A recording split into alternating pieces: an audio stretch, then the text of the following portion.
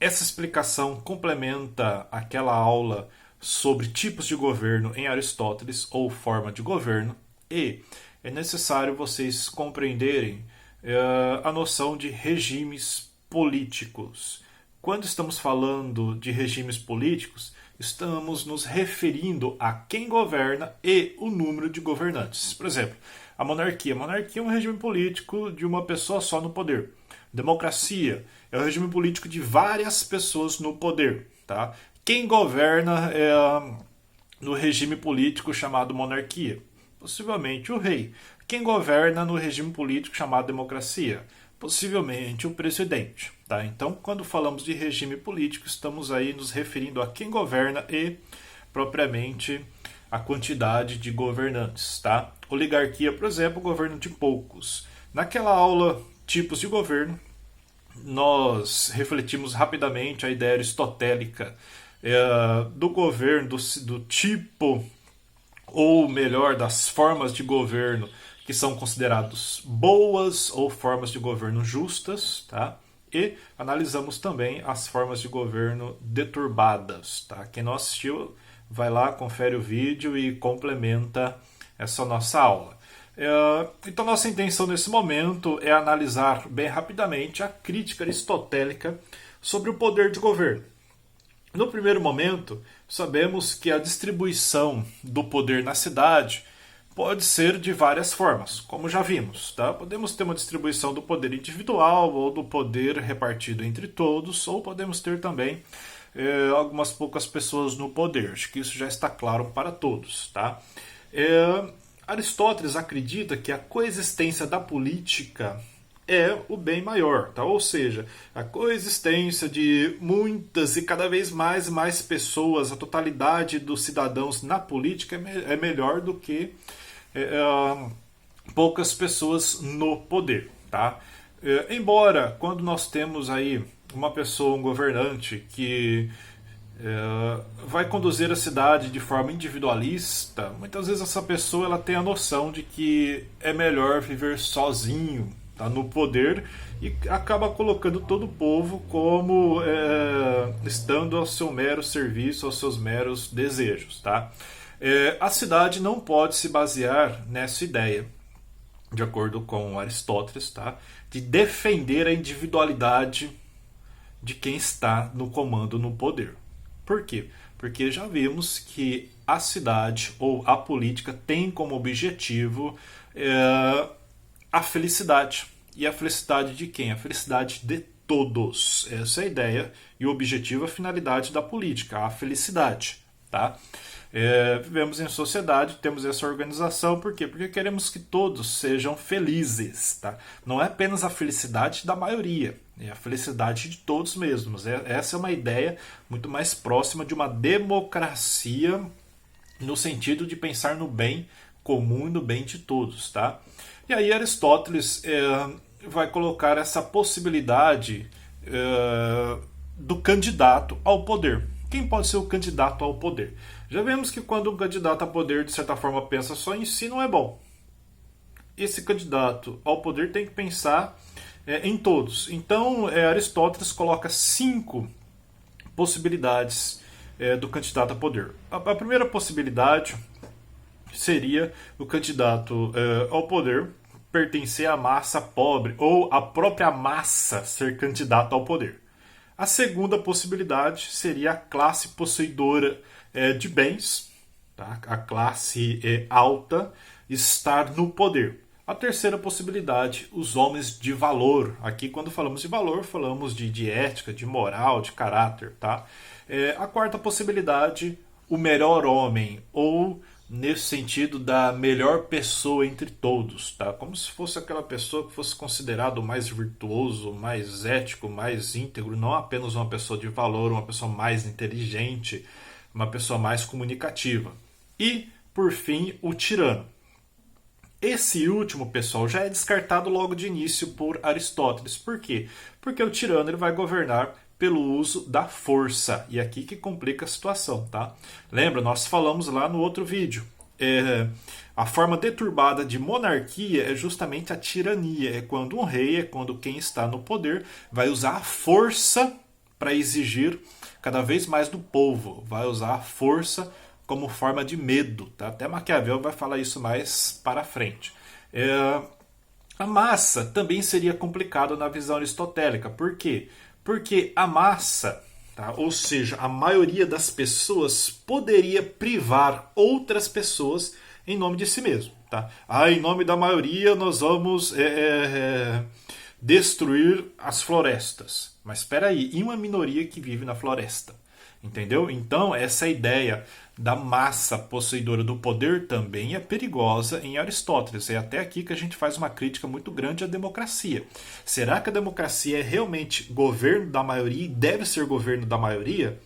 Na realidade, não é bem assim. Democracia deveria ser um governo muito próximo às ideias que nós temos de república, ou seja, deveria ser o governo de pensar no bem de todos, não apenas no bem da maioria. Tá? Insisto nisso, tá? Não apenas no bem da maioria, mas o bem de todos. Tá? Porque de repente, se nós tivermos aí 55% das pessoas que é a favor de algo que faz mal aos outros 45% das pessoas, então isso aí deve prevalecer? Claro que não. Isso aí já é uma forma deturbada da democracia, isso já é uma demagogia, tá? Que vimos também lá no outro vídeo. E, obviamente, essa maioria governando pode ser que pensaria e governaria por interesses próprios, o que é mais perigoso ainda, tá? O homem virtuoso ou o homem de valor também é perigoso, tá?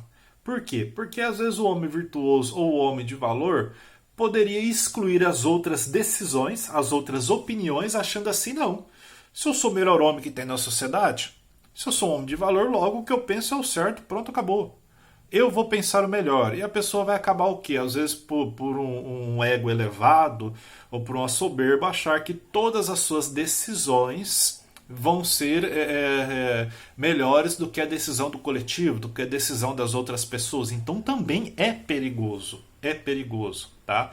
E aí, professor, o que sobra? Sobra a classe possuidora de bens? Claro que não. Por quê? Porque a classe possuidora de bens, de acordo com Aristóteles, também vai governar pensando no seu interesse, pensando em si. Tá? Isso aí é fato. Né? Nós sabemos que a nossa sociedade, nós vemos que nós temos uma luta praticamente de classe, que Marx vai trabalhar mais para frente, e que infelizmente a classe que detém o poder, que hoje na sociedade parece que ainda é a classe alta, a classe mais soberba, essa classe ela acaba puxando para os interesses dela. O que para Aristóteles é extremamente perigoso. Tá? E aí, como é que vai ser a democracia se não resta ninguém para governar? Não, não é bem assim. Na visão de Aristóteles, a democracia deve ir além daquela ideia que nós vimos de massa, tá? Deve ir além da massa no poder, tá? E deve pensar assim, que o povo é soberano, a decisão do povo ela é soberana. Porém, essa decisão do povo deve ter alguns princípios, como o primeiro princípio, justamente o conceito de regras, de leis. Tá? É necessário existir leis, tá? Que, de certa forma, vai controlar um pouco mais a liberdade. Por quê? Porque se a liberdade for a pessoa fazer o que ela quer, ou a sociedade fazer o que ela quer, automaticamente a maioria vai fazer o que bem acha certo, deixando de lado uma minoria que pode se tornar excluída. É aqui o termo social que muitos sociólogos, pensadores usam de minoria. Minoria não é o menor número de população, não apenas. Minoria nesse sentido é aqueles que muitas vezes são deixados de lado numa sociedade que pensa na maioria, pensa naqueles que já têm direitos, que já têm condições. Por exemplo, quando nós pensamos em construir uma calçada e nós vamos levar em consideração apenas aquelas pessoas que têm condição de andar normalmente, automaticamente estou valorizando a maioria, mas eu estou deixando de lado a minoria. Tá? Que pode ter uma pessoa deficiente que precisa de uma calçada com algumas adaptações. E aí? Será que eu não devo levar essa minoria em consideração? Claro que eu devo. É aqui que nós estamos construindo o conceito de democracia mais perto da ideia aristotélica possível, tá? Então as leis seria a salvação da própria liberdade. Iria restringir a liberdade no primeiro momento, da pessoa fazer o que quer ou da maioria fazer o que quer, pensando assim que é necessário garantir a liberdade maior de todos, tá? Fugindo do individualismo, pensando sempre naquilo que é o bem comum. Se acaso as pessoas dentro de uma sociedade democrática for viver pensando apenas na maioria, automaticamente essa democracia vai se tornar uma tirania. Tá? A democracia não pode ser pensar apenas na maioria. Tá? E aí, para que isso não seja algo que venha atrapalhar a nossa vivência social, a democracia, mesmo sendo aí soberana, ela tem que ter duas limitações. Primeiro, a democracia não pode ir além dos órgãos de deliberação ou de julgamento, dos órgãos que constroem as leis, dos órgãos que vão controlar também as leis e assim por diante. Tá? Por quê? Porque senão a vontade do indivíduo vai ser superior do que a vontade do povo, e não é bem assim. Tá? O povo tem que ser respeitado e ser um conjunto, não apenas a vontade de alguns indivíduos na sociedade. E a segunda limitação é que todos dentro da democracia devem agir de acordo com as leis. Todos. Não é porque a maioria escolheu desrespeitar a lei que isso deve ser aceito. Tá? Então as leis ela pode ser modificada desde que haja um estudo, uma análise, tá? Uma votação também. Para quê? Para que a lei favoreça a todos, não apenas a maior parte das pessoas, tá? Acho que vocês entenderam um conceito novo aí e mais aprofundado de democracia nessa visão aristotélica, beleza?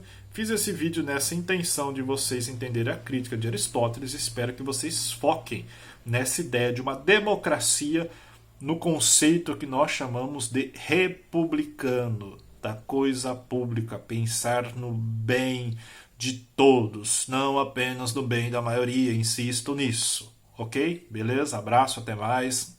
Tá? Se alguém não entendeu, pergunte para mim, que nós vamos trabalhando com esse conceito.